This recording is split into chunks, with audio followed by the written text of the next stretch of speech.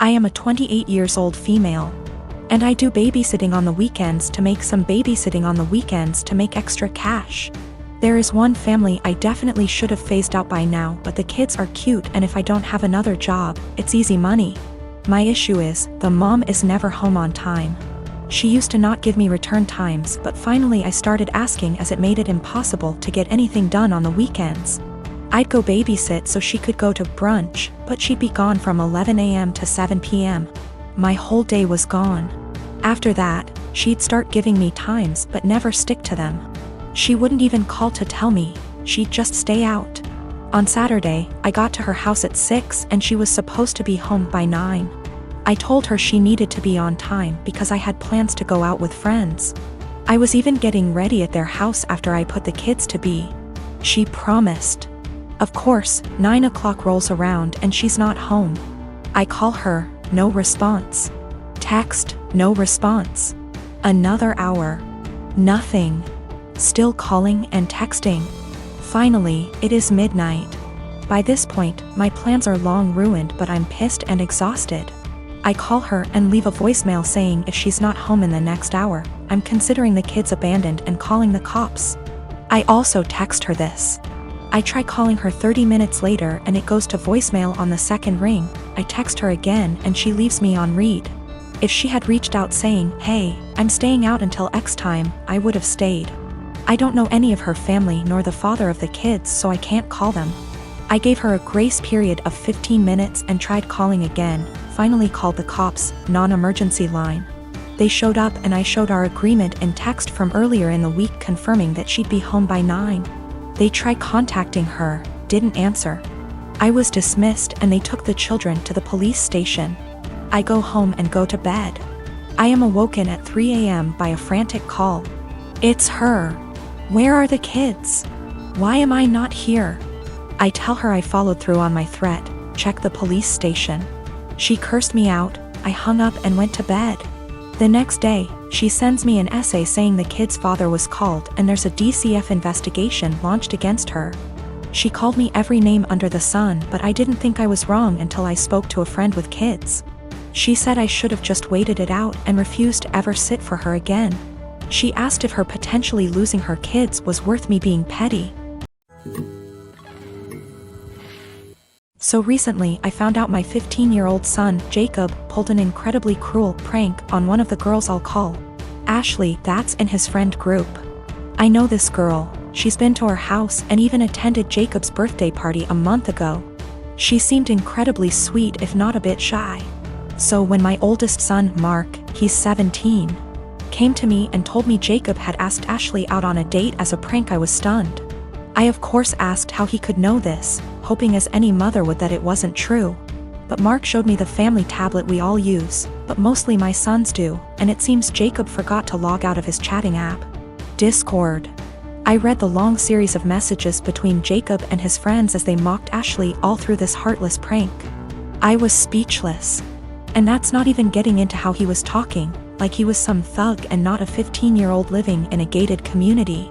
At first I couldn't figure out what to do or how to proceed. I'll admit that I never once imagined either of my boys would be the type of person to do something like that. But there was no way in hell I was letting this go. So after a day of thought, I decided what was going to happen. First things first, he was grounded, for how long I'm not sure. Secondly, I'd gotten Jacob a bike for his birthday, but it hadn't arrived until the day previous and I'd planned to give it to him when my parents came to visit since they'd been unable to make his party. But instead of that, I showed him I knew about the prank and told him he was grounded. Then I made him carry the new bike out of my bedroom closet and to the car before driving to Ashley's house, him crying the whole way. I'd called her parents earlier and explained everything, and so once we got there I had him cart it to their front porch and ring the bell. Then in front of me, Ashley, her parents, and God, I had him give a sincere apology and gift her the bike. Even I apologized to her, saying I didn't raise my boy this way and what he did was unforgivable. I also called the parents of the other boys who were a part of this little stunt and they all seemed rightfully horrified by their son's involvement. I felt I'd handled this all as best as I could, and my friends agreed. Though once my parents found out that I'd made Jacob give his birthday gift away, they said what I did went too far. I still feel like what I did was right, but having my parents more or less dogpile on me like this actually made me wonder if how I handled it was too extreme. My sister Amanda never met her bio mom. My dad raised her alone until she was barely 1. My dad and my mom got married in 1992. Amanda knew that my mom wasn't her bio mother. She started pressuring my dad for information on her mom when she was around 17. My dad always gave her vague answers and refused to talk about her bio mom, which put a strain on their relationship. Enters our uncle and revealed the family secret. Apparently, Amy's mom wanted an abortion. She was 19. But my dad and his parents were able to bribe her. They offered her money if she followed up with the pregnancy. And she accepted. My grandparents sold one of their houses and gave her half of that money to Amy's mom when the pregnancy was viable.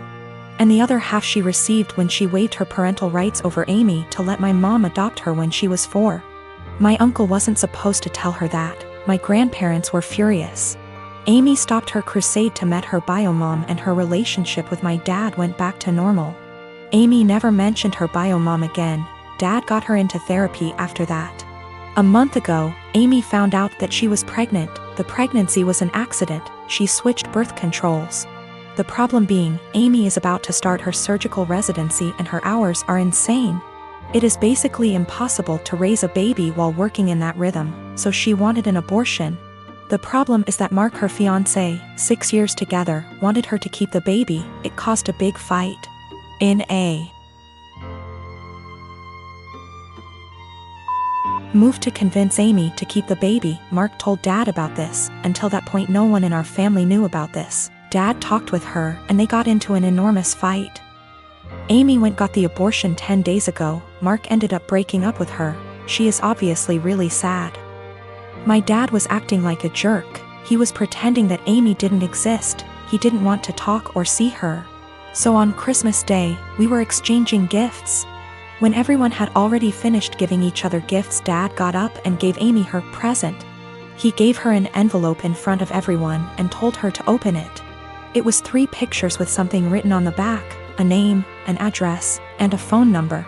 Dad told her that he was tired of babying her, that this is a photo of her bio mom and her 2 sons. That was her bio mom address, and that he contacted her bio mom and she is willing to speak with Amy. He gave her Amy's number. Dad thinks that they will have a great relationship since they are so similar. Amy broke down crying. I ended up in a fight with Dad, called him a monster for doing that to her. He just said he was just tired and left. We ended up leaving and she spent the rest of Christmas crying on my shoulder. She is a mess since that. My younger brothers called me a Grinch for making a scene and ruining Christmas. My mom was silent during the whole thing. My parents have been giving me the cold shoulder since Christmas. My cousin Amy has twins and has a nasty habit of dumping them onto relatives to babysit for the entire day without any warning or regard for their time. I have a very strained relationship with her, but because my mom's side of the family demands that we all remain close-knit, so I have no choice to tolerate her. When she initially gave birth to them, she teased me that I'll have to take on babysitting duty from now on. I'm no good with kids, so I remarked to her that if I ever have them, I'll train them, not babysit. She brushed me off. The kids now are hella destructive and loud, pulling out stuffing inside furniture, holes inside walls, smashing anything glass and porcelain, screaming louder than a fire alarm. You name it.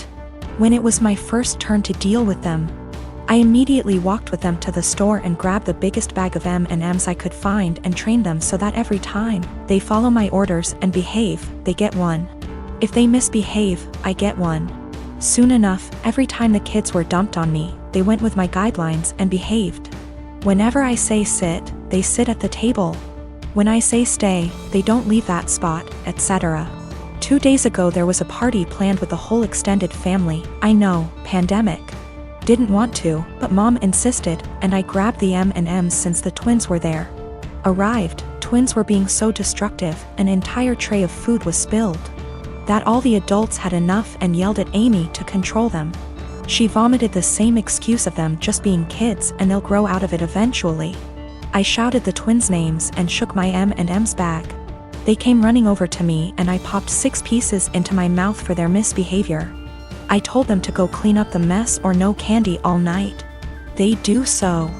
Halfway through the party, every time something similar came up or they just weren't behaving, I was the one able to calm them down. When Amy saw what I was doing, she got angry and started yelling at me about how her children aren't animals and that I shouldn't be giving them so much candy anyway. I told her that I'm their aunt, not their parent. Why am I the one disciplining them? Isn't that her job? She screamed the same argument at me, and since she's their mother, to stop giving them candy. One of the twins overheard and went apes hit. Dashed straight into the kitchen and started shattering anything they can get his hands on, shouting over and over that he wants candy. His twin joined him soon after. I repeated that she's their mother, and just sat in the living room watching it all unfold. At the end, Amy blamed me for them turning out this way. The other relatives she dumped them on, a majority, disagreed, but when I told a friend about the situation, he told me that the training I did can really up the kids mentally later in life.